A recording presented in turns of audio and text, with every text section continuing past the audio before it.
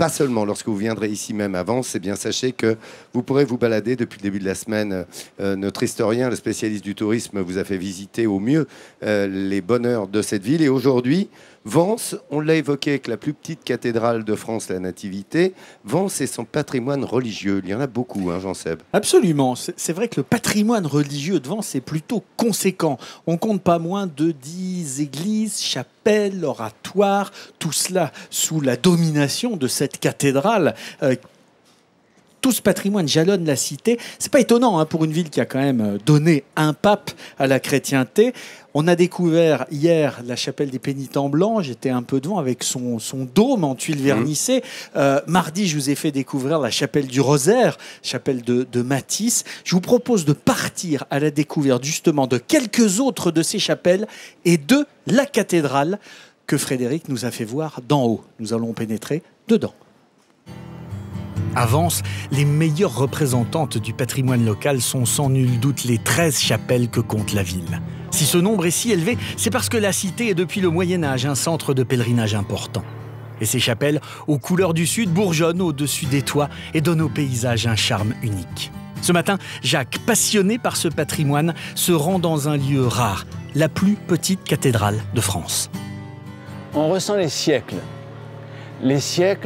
et l'émotion qu'on a de tous ces gens qui ont participé à cette construction, qui étaient probablement des Vensois, qui ont travaillé des années pour monter tout ça, avec leur cœur, leur âme.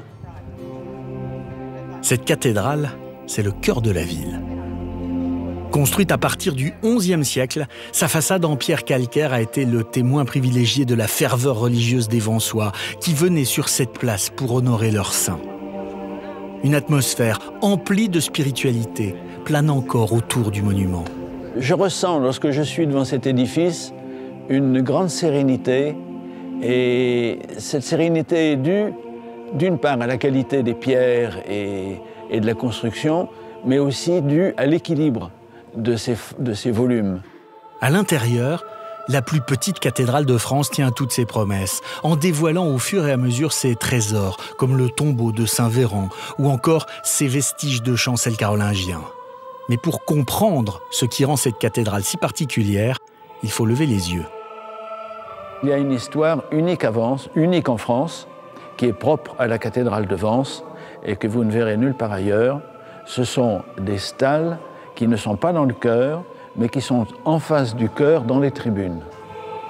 Dans le baptistère de ce monument, une richesse insoupçonnée. Cette mosaïque n'est pas tout à fait comme les autres, car elle a été réalisée par Marc Chagall. C'est une chance exceptionnelle d'avoir un Chagall dans la cathédrale. Vence, c'est aussi cela finalement, des œuvres d'art moderne qui viennent se nicher au cœur de monuments vieux de plusieurs siècles. Et le clou du spectacle de l'édifice aux 1000 secrets se trouve à des dizaines de mètres du sol. Le sommet de cette tour offre en effet une vue époustouflante sur la cité. Mais comment ne pas être amoureux de cette vue exceptionnelle? Quand vous voyez toutes ces vieilles maisons, toutes ces tuiles, tous ces toits, et cette forme d'œuf qu'avait pris Vence à cause de ses remparts. On a dû subir les assauts venant de la mer, les assauts des Sarrasins, les assauts des troupes étrangères qui passaient par Vence. Le passé religieux du plus petit diocèse du royaume de France a marqué à jamais l'histoire de cette cité provençale et fait dans le même temps la fierté de ses habitants.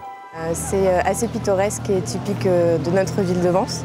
Et voilà, on est assez fiers d'être Vensois pour son patrimoine. Ce patrimoine est riche, mais il est fragile. Et il faut le protéger, à l'image de la chapelle du Calvaire qui, grâce à la mobilisation de la municipalité et des Vensois, va être réhabilitée pour retrouver sa splendeur d'antan.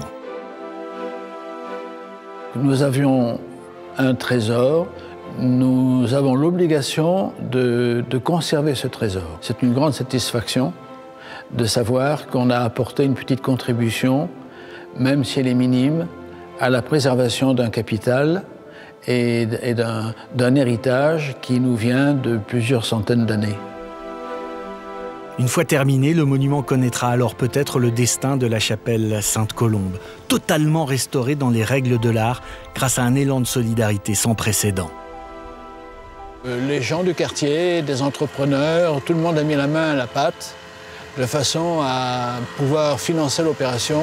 Il y a de quoi être fier parce que c'est une œuvre collective et tout ce qui est collectif, on peut en être fier quand les résultats sont positifs.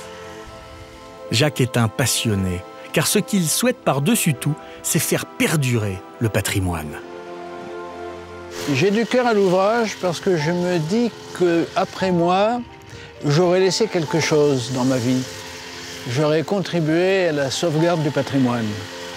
Et je trouve que c'est une belle fin de carrière. Des siècles après avoir sorti de terre les plus beaux ouvrages de la région, les bâtisseurs du Sacré peuvent reposer en paix. Jacques et Lévençois veillent sur leur trésor. C'est magnifique, hein, ce qu'on vient de voir à l'instant. C'est très impressionnant. Mais alors, dites-moi, docteur, pourquoi un tel patrimoine religieux? C'est quand même incroyable. Pourquoi? Il y a une raison? C'est pas si important que ça pour une ville de cette taille, et puis surtout pour une ville qui a été un évêché jusqu'à la Révolution, qui a connu deux saints comme évêques, Saint Véran et Saint Lambert, qui a connu un pape, Paul III. Il faut savoir également qu'il y a eu Antoine Godeau, qui est devenu évêque, et puis qui a fait venir un séminaire ici. Si on ajoute à ça une congrégation dominicaine, et puis en plus la beauté des lieux, parce que les gens d'église ont toujours plutôt aimé être dans des endroits sympathiques et beaux, ça fait qu'on a cette richesse de patrimoine religieux ici. Merci, voilà, le professeur a répondu à cette question. Merci à toi. Autre richesse dans le patrimoine ici, pour la 17e année consécutive, du 11 juillet au 9 août, il y a ce festival. Vous allez voir l'affiche sur votre écran. J'ai le directeur du festival qui est à côté de moi, le Festival des Nuits du Sud, 17e édition. En fait, en 13 soirées, il y a 30 groupes sur scène.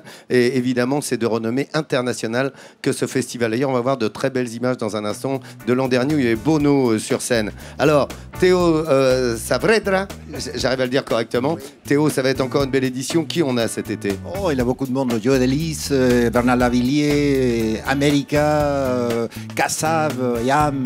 Il y a beaucoup de groupes, comme tous les années. Et là, c'est dans la place, vous êtes là que ça se passe. Il y a 60 000 personnes qui viennent tous les années. On peut mettre ici, dans cette grande place, on peut mettre jusqu'à 9 000 personnes, ce qu'on a fait l'année dernière avec Zucchero. Donc c'est un grand festival populaire, pas cher, parce que le prix moyen, c'est 14,50 €, donc accessible à tout le monde. Merci beaucoup, mon Théo. Ça ne se rate pas. Il le fait bien, Théo. Et il a beaucoup de supporters. Et là, c'était Bono, regardez, qui était venu en ami. C'était l'été dernier, ça. Festival de grande qualité, de grande classe. Merci beaucoup, Théo. Bon festival cet été. En juillet, 9 août, les amis, ça ne se manque pas, vous l'avez compris. America le 1er août. America le 1er août. Ouais, il a de la chance. J'ai repéré. En Swiss No Name, on sera là tous les deux, on pourrait le chanter. Hein. On adore ça avec Quicksand, évidemment.